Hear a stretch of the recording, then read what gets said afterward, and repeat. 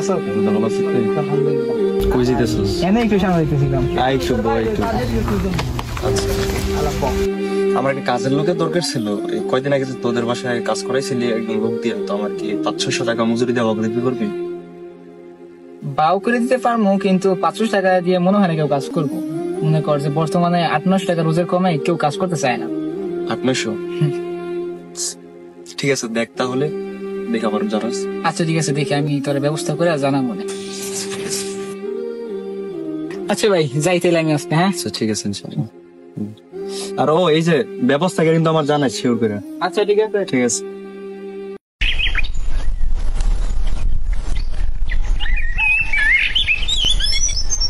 আসসালামু আলাইকুম। ওয়ালাইকুম সালাম। ভালো আছেন ভাই? এই তো ভাই আলহামদুলিল্লাহ। আমি তো আপনার কাছে যেতেছিলাম এখন। কেন ভাই? ভাই এই যে আমার বন্ধু আমার বাসায় একটু কাজ করে দিতে হইতো, এই জন্য। ভাই আপনি খালি বলেন যে কবে যাইতে হবে। ভাই এই শুক্রবারে যাইতে হবে ওর বাসায়। হ্যাঁ ভাই ঠিক আছে, তাহলে আপনি যেদিন বলবেন আমি ওই দিন যাবো ইনশাআল্লাহ। আচ্ছা ঠিক আছে ভাই, ধন্যবাদ। আচ্ছা ভাই ঠিক আছে। আসি তাহলে, ঠিক আছে ভাই? আচ্ছা।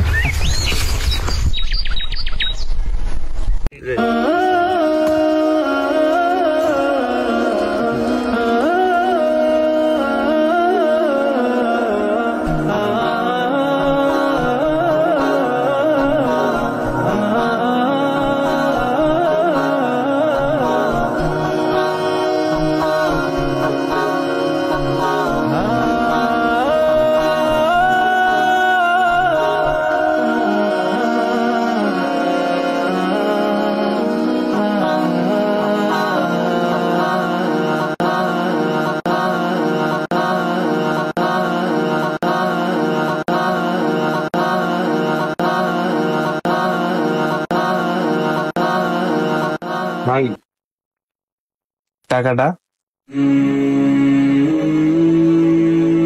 কালকে আইসেন, আজকে নাই। কেমন কথা কইলেন ভাই? আমার একদিন টাকা না পাইলে তো আমার সংসার চলবে না। ভাই আপনি তো বলছে আমি কালকে দিব টাকা ইনশাল্লাহ। এখন যান, কালকে দিব ইনশাল্লাহ, যান।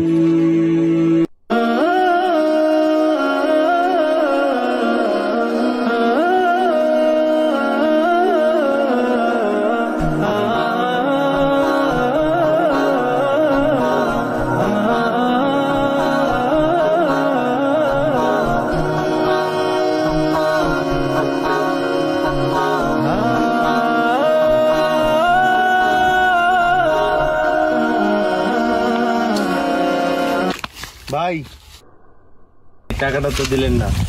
ভাই এখন এক জায়গায় যাইতেছি, ইনশাল্লাহ কালকে আইসেন, কালকে দিন না। এখন এক জায়গায় যাইতেছি, টাকা প্রয়োজন আমার, কালকে আইসেন। ঠিক আছে। এত কষ্ট করে কাজটা করলাম, টাকার জন্য এগুলো ঘুরাইতেছে। ভাই আপনার উপর বিশ্বাস কইরা এনামুল ভাই বাড়িতে যায় কাজটা করে দিয়ে আসলাম। ভাই তো আমার কয়েকদিন ধরে ঘুরাইতেছে, টাকা দিতেছে না। কি এখন আপনার টাকা দেয় নাই? না ভাই। আচ্ছা দেখতেছি, তারা আমি একটা ব্যবস্থা করতেছি, আমি দেখতেছি, আমি জানাইতেছি ভাই। হ্যাঁ আচ্ছা ভাই ঠিক আছে, জানেন তুই টাকা দিস নাকি? কারে? ওই যে লোকটা, আমি তোর একটা লোক দিলাম কাজ করার জন্য। তো আমি করে বলছি টাকা দিতাম না, আমি তো বলছি কালকে করে দিব টাকা। কালকা দিবি মানে? তুই লোকটা খাড়াইছ কদিন ধরে? তুই জানাস না যে শ্রমিকের শরীর ঘাম শুকানো টাকা দিয়ে দিতে হয়? তুই আউল কথা কইতে শুনেছ তো এগুলা? আইসা আমার বলতেছিস আলফাল কথা মানে? এটা আসলে স্পষ্ট হাদিস। আর যদি হাদিস না হয়, তুই একটা মানুষের কাজ করে দুদিন ধরে ঘুরাইতেছ, এটা কোন মানসিকতার পরিচয় তোর? তুই একটু বেশি কথা কইতেছিস। এখন জানতে যা, যা তো।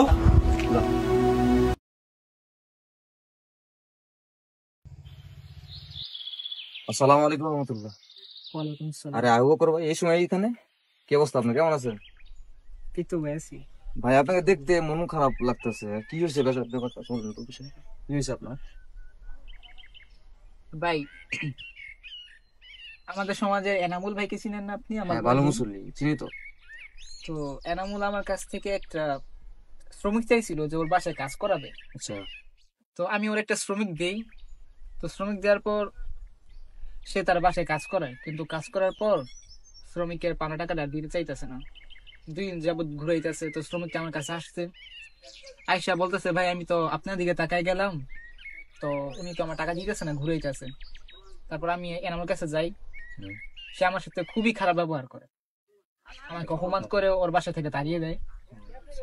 তো মনে করেন এখন আমি 2 দিক থেকে মন খারাপ, যে ও আমার বন্ধু হয়ে আমার সাথে এরকম একটা খারাপ ব্যবহার করলো। আরেকটা হচ্ছে যে লোকটা আমার কথায় গেছে ওর বাসায়, তো এখন লোকটা মানে ও তার পারিশ্রমিক পাচ্ছে না, সেটা আমার জন্য খুব দুঃখজনক। এনামুল ভাই তো দেখা যাচ্ছে তাহলে সম্পূর্ণ একটা বিভ্রান্তির মধ্যে রয়েছে। তো আমি যদি ওনাকে সরাসরি বিষয়টা বলি তাহলে হয়তো উনি মাইন্ড করতে পারে। তো বিষয়টা কি করা যায়, আপনার কি মনে হয়? আপনি একটা কাজ করতে পারেন, আপনি আগামী যেমন? জুমায় এই বিষয় নিয়ে একটা খুতবা রাখেন, বান্দার হক বিষয় নিয়ে, তাহলে হয়তো আশা করি সে সে তো প্রতি জুমা যায়, জুমা তো মিস করে না, সে আপনার খুতবা শুনে যদি আল্লাহ তাআলা আপনার খুতবার মাধ্যমে যদি তাকে হেদায়েত দান করে। ও আচ্ছা, এই ব্যাপার তো ভালো একটা মত দিচ্ছেন আশা করি। তো এটা নিয়ে তাহলে সামনের সপ্তাহে একটা খুদবার বিষয় থাকছে বান্দার হক নিয়ে। আশা করি ইনশাল্লাহ এনামুল ভাই নিজেকে বুঝতে পারবেন না, এতে কথা আসবেন ইনশাআল্লাহ। ইনশাল্লাহ। তো সেই কথাই থাকলো ভাই। হ্যাঁ, আচ্ছা ঠিক আছে। আসসালামু আলাইকুম।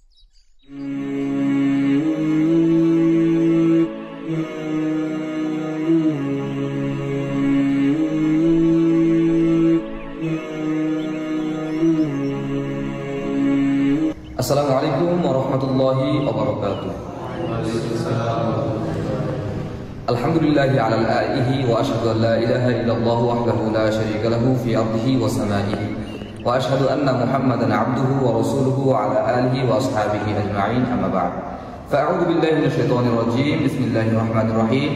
ইন্নাল্লাহা ইয়া'মুরুকুম আন তু'আদ্দুল আমানাতি ইলা আহলিহা। আলহামদুলিল্লাহ, সমস্ত প্রশংসা, যাবতীয় তারিফ, সমস্ত গুণগানের একমাত্র হকদার সেই মহিয়ান গরিয়ান মহান রব্বুল ইজ্জাতের নিমিত্তে, যে মানবুল আলামিন আমাদের সকলকে দীর্ঘ এক সপ্তাহ পর এই মুসলমানদের ঈদের দিন ইয়াউমুল জুমার এই বরকতময় সময়ে আমাদের সকলকে একতাবদ্ধভাবে একত্রিত হয়ে পবিত্র কোরআন এবং রাসূল সাল্লাল্লাহু আলাইহি ওয়াসাল্লামের অসংখ্য হাদিস থেকে কিছু সংখ্যক হাদিস নিয়ে কথা বলার জন্য এবং শোনার জন্য তৌফিক এনায়েত করেছেন। সেই জন্য আমরা সকলে একবার মন থেকে বলি আলহামদুলিল্লাহ। দ্বিতীয়ত দুরূদ সালাম বর্ষিত হোক মানবতার মুক্তিদূত আমাদের শেষ নবী মুহাম্মদ সাল্লাল্লাহু আলাইহি সাল্লামের উপর, যে নবী অক্লান্ত পরিশ্রমের কারণে আজকের দিনে আমরা এই সুন্দর সাজানো গোছানো ইসলামকে আমাদের মধ্যে পেয়েছি। সেই জন্য আমরা সকলে একবার রাসূল সাল্লাল্লাহু আলাইহি সাল্লামের উপরে সংক্ষিপ্ত আকারে দুরূদ পাঠ করি। সকলে বলি আল্লাহুম্মা সাল্লি আলাইহি আল্লাহুম্মা বারিক আলাইহি। সম্মানিত প্রিয় মুসলিম কিরাম, আজকে বর্তমান যুব সমাজের মধ্যে এবং আজকে বর্তমান যুব সমাজ সহ সাধারণ মানুষের মধ্যে পাপ কাজগুলোর মধ্যে সবচাইতে নিকৃষ্ট পাপ কাজ হলে বিবেচিত বা মানুষ করতেছে সেটা হচ্ছে অন্যের হক মেরে দেওয়া। তো সম্মানিত প্রিয় মুসলিম কিরাম, আল্লাহ সুবহানাহু ওয়া তাআলা পবিত্র কোরআন কারীমের মধ্যে স্পষ্ট বর্ণনা করেছেন সূরা নিসার 58 নং আয়াতের মধ্যে, ইন্নাল্লাহা ইয়া'মুরুকুম আন তু'আদ্দুল আমানাতি ইলা আহলিহা। আল্লাহ সুবহানাহু ওয়া তাআলা স্পষ্টভাবে বলে দিয়েছেন যে হে ঈমানদারগণ, তোমাদেরকে আল্লাহ আদেশ করেছেন যে তোমরা তোমাদের ভাইদের আমানতকে তার কাছে পৌঁছে দাও। রাসূল সাল্লাল্লাহু আলাইহি ওয়াসাল্লাম একটা হাদিসের মধ্যে বলেন যে শ্রমিকের গায়ের ঘাম শুকিয়ে যাওয়ার পূর্বেই তোমরা তাদের পাওনাকে পরিশোধ করে দাও।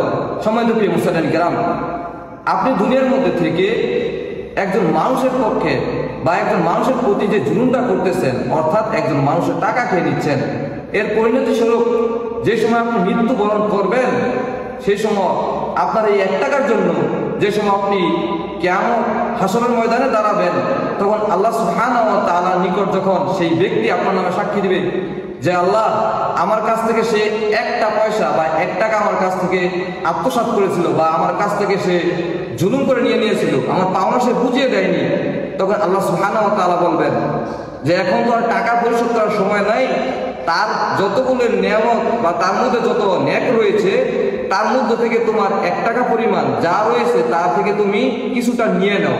এমন করতে করতে যখন তার কাছ থেকে একজন ব্যক্তি চলে যাবে, তখন আরেকজন ব্যক্তি এসে বলবে আল্লাহ আমারও তো সে জায়গা সম্পত্তি মেরে দিয়েছিল, আমার সম্পত্তি সে খেয়ে নিয়েছিল, এখন আমি তার কাছ থেকে কিছু নিতে চাই বা আমি আপনার কাছে বিচার চাই।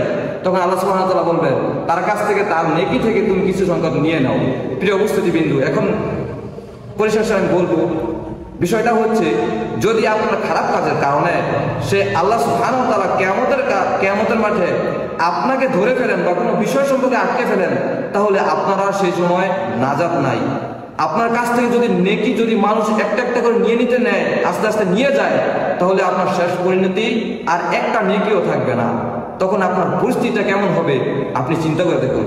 আল্লাহ সুবহানাহু ওয়া তাআলা যেন আমাদের সকলকে এই মানুষের হক মেরে দেওয়া, এই জঘন্য পাপ কাজের ধারে কাছে না যাওয়ার তৌফিক এনায়েত করেন। সকলে বলে আমিন। আল্লাহ সুবহানাহু ওয়া তাআলা আমাদেরকে সে তৌফিক দান করুন। আসসালামু আলাইকুম ওয়া রাহমাতুল্লাহি ওয়া বারাকাতুহু।